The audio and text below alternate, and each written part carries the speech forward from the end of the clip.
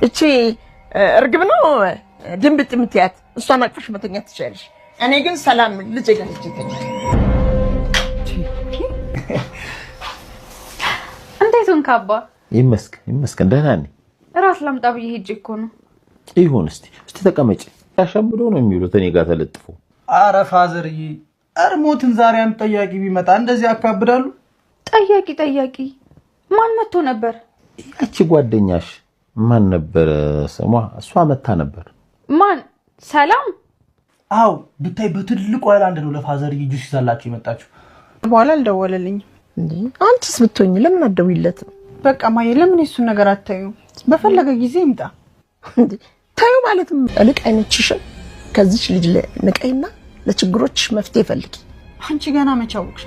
እኔ እኮ የምርመራ ውጤቱን ይምጣ ብዬ ነው ዝም ያልኩት። እሷ ግን ቤተሰብ ቃል እንዳትመከር መናገሬ ነው ገረምሽ? ገና ከቤቴ ነቅዬ ነው የምጥላት።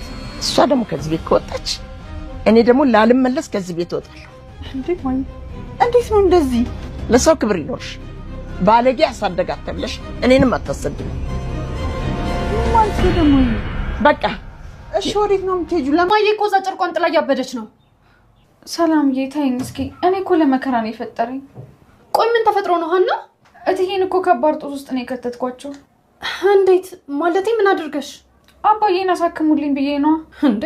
እሱን ማምናበት አይደል እንደ ገባችበት። እሳቸው ያመኑበት ሌላ የሆነው ሌላ ማለት ሀና። እትዬ አባዬን ለማሳከም የተስማሙት የጎደለኝ 200 ሺህ ብቻ መስሏቸው ነበር። እና ስንት ብር ሆነ? 600 ሺህ ሆነ ነበር ማለት ነው። እኔ ምንም አላውቅም። ሲጀመር ግን ሕክምና የተደረገበት መንገድ ልክ ነው። እንዴት ማለት?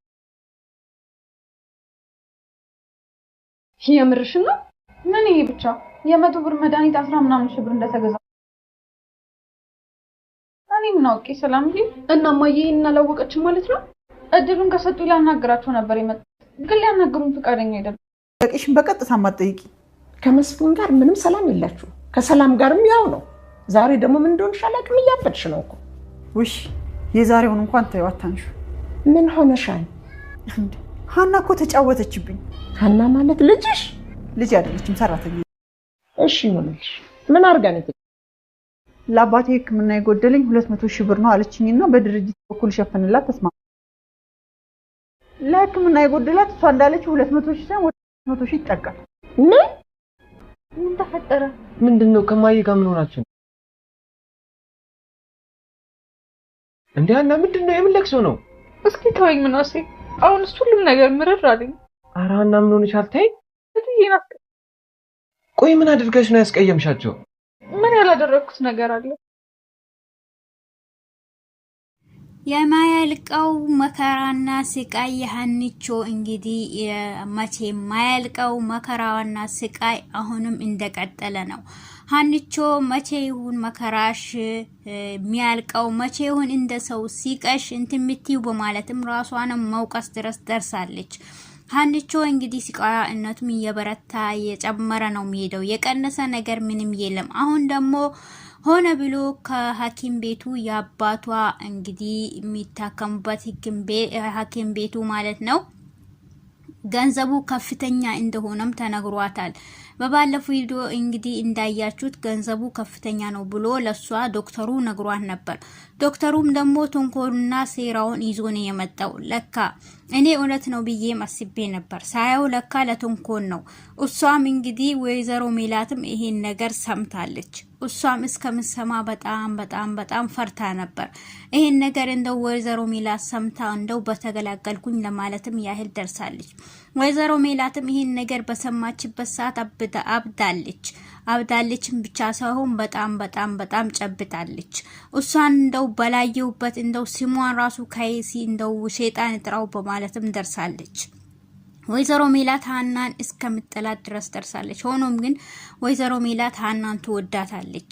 ነገር ግን ሁኔታው ነው እንጂ አሁንም እንዲው አክስቷ እንግዲህ የነ ሜላት እናት መታለች።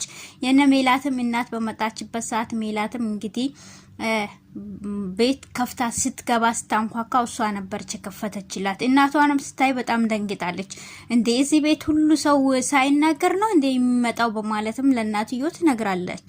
እንዴ እኔ ምነው ሰርፕራይዝ ላርግሽ ብዬ ነው ስትላትም እንዴ ምን ሆናችሁ ነው ትላታለች። እንዴ ደግሞ ምን ተፈጠራ ብላ እናትዮም ትጠይቃታለች። በዛን ሰዓት እንዴ መስፍንም እኮ ሳይናገረኝ ነው እንደዚህ የመጣው ብላ ትነግራታለች። እንዴ መስፍን መጣ እንዴ በማለትም እሷም ትጠይቃታለች። አዎ ብትላታለች። ማች መጣ ስትል 1-2 ቀን ሆኖታል ብላም ትነግራታለች። እሺ ይሁን። ሀኒቾ እንግዲህ ስታያት እንግዲህ አክስት ሰላምን ስታያት ሰላምን በጣም በደስታ ተቀብላታለች። ሰላምም ስታያት እንዲህ አክስቴ በማለት ሀያቴ በማለት በጣም በደስታ ነበር ተቀበለቻት። በዛ ሁለቱም ቁጭ ብሎ ያወጉ ያሉ ደግሞ ሀኒቾ ትገባለች። ሀኒቾ ስገባ ደግሞ በጣም ተገርማ እንዴ ሀያቴ እኮ ነች ታዋቂያት ብላ ትነግራታለች። እንዴ ብላ እሷም በደስታ ሰላም ትላታለች። ምንኛ ያማራች፣ ምንኛ የታደለች፣ ምንኛ ጨዋ ልጅ ነች በማለትም ትናገራታለች። የድሮ ታሪኳን ሁሉ ነገሯን በመናገርም ባየችበት ጊዜ በእንትኗ እያየች እያስታወሰችም የእሷን ነገር ሁኔታ ተትንሿ ጀምራ ትነግራታለች። አንቺ እኮ ትንሽ እያለሽ እንዲህ ነበርሽ ብላም ታናግራታለች። በዛን ሰዓት እንዴ በማለትም እቺ ልጅ ምን ሆናለች በማለትም ትነግራታለች። አያትዮም ግራ ይጋባሉ። እሺ ይሁን እንግዲህ የማን ይቅርታ የሜላትንም አባት እንግዲህ ሚንከባከብላት እንደ ልጅ እንደ ወንድ የሚሆንላት እንግዲህ ሀሲርንም አናግረው ነበር።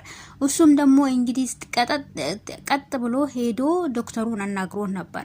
በዛን ሰዓት ዶክተር ስለ ሀና አባት ላናገርህ ነበር የመጣሁት ብሎም ያናግረዋል። ነገሩ የተከፈተልኝ ያንን ሰዓት ነበር። እኔ ራሴ መጀመሪያ ሲናገር ግን ለሷ ያዘነላት መስሎኝ ነበር። በዛን ሰዓትም ደግሞ እና ስለሱ አባት ምን ለምንድን ነው ሲል ብሎ ሲጠይቀው ስለ ሀና አባት ገንዘቡ በጣም እንደወጣ ነግረኛለች ብሎም ይነግረዋል። አዎ ገንዘቡ በጣም ከፍተኛ ሆኗል ብሎም ይነግረዋል። በዛን ሰዓት ይሄ ገንዘብ እንዴት ከፍተኛ ሊሆን ሀና እኮ በተደጋጋሚም ከአንድም ሁለትም ሐኪም ቤት ሄዳ ጠይቃ ገንዘቡ እኩል እንደሆነ ያኛውም ይሄም ሁለቱም አንድ አይነት ተመሳሳይ ገንዘብ እንደነገሯትም ይነግረዋል። በዛን ሰዓት ዶክተሩም የደነገጠ የተናደደ በል አሁንም በሩን ከፍት ነው ወጣ ሄድልኝ ብሎም ያባረዋል።